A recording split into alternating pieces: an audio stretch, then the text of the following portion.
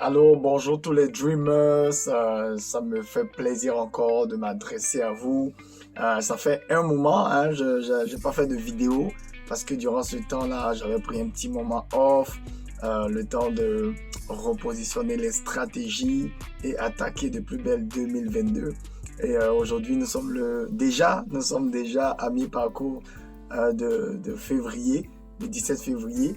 Et puis, je l'ai annoncé déjà depuis le début de l'année. L'année 2022 va aller vite. Donc, pour tous ceux qui ont des rêves, qui ont des projets, c'est le moment de rester motivé. C'est le moment de rester concentré par rapport à ces projets-là. Alors, depuis le début de l'année, dans les capsules Dream Big, nous avons premièrement essayé de voir qui avait vraiment un rêve et qui ne l'avait pas. Et nous avions dit que la première des choses, c'est que le rêve qui brûle dans ton cœur, c'est possible de le réaliser. Alors, j'aimerais encore que tu répètes après moi. Ce rêve qui brûle dans mon cœur depuis longtemps, c'est possible de le réaliser. Alors, une fois qu'on est d'accord avec le fait que ce rêve qui brûle dans ton cœur est possible donc de se réaliser, la deuxième des choses, c'est de venir évaluer, tester si ce rêve ou ce projet qu'on a est réellement un rêve ou si c'est simplement un fantasme. Et ce qu'on a dit, c'est qu'il y avait deux questions à se poser pour savoir si c'est un rêve ou un fantasme. La première des choses, c'est de se poser la question de savoir est-ce que je me vois mourir sans avoir réalisé ce projet? Est-ce que je me vois mourir? Est-ce que je me vois, lorsque je serai mort dans le cercueil et que toutes les personnes vont venir aux funérailles, est-ce que je me vois dans ce cercueil-là véritablement là? Ça c'est, je teste mon cœur. Est-ce que vraiment je veux me retrouver dans cette situation, soit le cercueil ou le linceul, mais est-ce que je me vois véritablement mourir sans réaliser ce projet? Et la deuxième question, c'est de savoir est-ce que j'ai le désir qu'il faut? Est-ce que j'ai le burning fire, le désir ardent de réaliser ce projet-là? Est-ce que je l'ai? Est-ce que véritablement je suis capable de démontrer que j'ai assez de désir pour réaliser ce projet? Et ce qu'on avait partagé ensemble, on a dit que si dans mon cœur, je me vois mourir sans le réaliser, on a dit que c'était juste un fantasme, ce n'était pas un rêve. Parce que le rêve dont on parle ici, ce n'est pas ce rêve-là dont il s'agit. En fait, quand on est couché, quand on dort, et puis on rêve à n'importe quoi. Non, c'est pas de ça qu'il s'agit. Il s'agit vraiment d'une aspiration profonde à réaliser quelque chose de grand, à aider les autres et à réaliser des exploits. Donc, voici ce dont il s'agit. Une aspiration profonde à réaliser quelque chose de grand, à aider les autres et aussi à réaliser des exploits. C'est ça qu'on appelle le rêve. Et donc, si je me vois mourir sans le réaliser, c'est que ce n'est pas un rêve, c'est un fantasme. Ou bien si je n'ai pas de désir. Et comment je peux savoir si j'ai des désirs ou pas? C'est la plupart des gens qui disent je n'ai pas d'argent, je n'ai pas ceci, je n'ai pas le père qu'il faut, je n'ai pas la mère qu'il faut, je n'ai pas le pays qu'il faut, je n'ai pas le travail qu'il faut. Tout ça, ce sont des excuses et ça démontre bien que ce projet-là que tu as dans ton cœur n'est vraiment pas du tout un rêve, mais c'est un pur fantasme.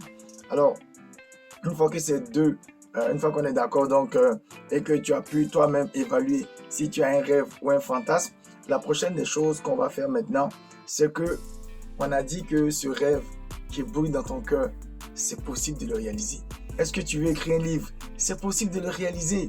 On a plusieurs de nos auteurs qui continuent de publier leurs livres et même dans le mois de février, mars, on aura encore des auteurs qui vont publier leurs livres. Mais ils n'y croyaient même pas au début avant de nous contacter. C'est possible de devenir auteur en 2022.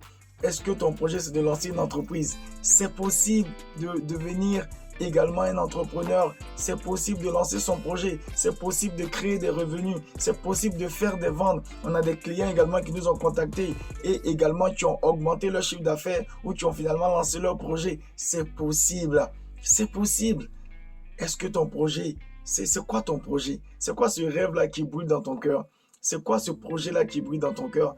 Je viens te dire que ce rêve qui brûle dans ton cœur, c'est possible de le réaliser. Cependant, n'oublions pas, et ne me faites pas mentir, il y a une différence entre la possibilité et la faisabilité. ton projet peut être possible, mais il peut ne pas être faisable. Ton projet peut être possible, mais il peut ne pas être faisable. Donc, il y a une véritable différence entre la possibilité et la faisabilité. Et la plupart de ceux qui avaient des projets dans leur cœur et qui ont essayé mais qui ont échoué, il se pourrait qu'après plusieurs échecs, tu sois découragé et que tu aies arrêté de passer à l'action et que tu aies arrêté de continuer à te battre pour que ce projet se réalise. Il se pourrait aussi que, c'est vrai, on parle de rêve, on parle de déterminer son rêve, mais il se pourrait que tu ne saches même pas quel est ce rêve-là qui brille dans ton cœur. Alors dernièrement, j'ai quelqu'un de très proche qui m'a laissé un message pour dire, mais oui, c'est vrai Jean-Jacques, je t'entends parler beaucoup de rêves, mais il se pourrait que des personnes ne sachent même pas c'est quoi le rêve. Donc on va également parler de ces personnes-là. Comment partir de zéro et déterminer c'est quoi son rêve, c'est quoi le rêve de son cœur. Donc il se pourrait que tu n'as même pas de rêve, donc si tu n'as pas de rêve, tu ne peux pas les réaliser. Donc ça c'est une évidence. Donc soit tu as des rêves, mais à cause des échecs répétés, tu as abandonné, tu n'as plus la force de passer à l'action, ou bien soit tu ne sais même pas c'est quoi ton rêve. Ok? Donc il y a différentes situations qui feraient que ce projet-là, ce rêve-là qui est possible, mais ne soit pas faisable. Alors dans les prochaines capsules, on va véritablement s'attarder maintenant sur comment rendre un rêve possible et comment le rendre faisable. Donc, on a dit que le rêve est possible, mais comment le rendre plutôt faisable. Alors, une chose qui est évidente, et puis on va revenir là-dessus, c'est que l'une des choses qui empêche les rêves de devenir faisables, c'est l'action. Beaucoup de personnes ne passent pas à l'action. Et lorsqu'on ne passe pas à l'action, mais on est en mode procrastination. C'est la raison pour laquelle triompher de la procrastination pour réaliser vos rêves a été écrit. C'est que la chose qui va faire que les rêves ne seront pas faisables, c'est la procrastination. Répète après moi, procrastination. Oui, c'est la procrastination. Et on va maintenant travailler sur comment briser la procrastination.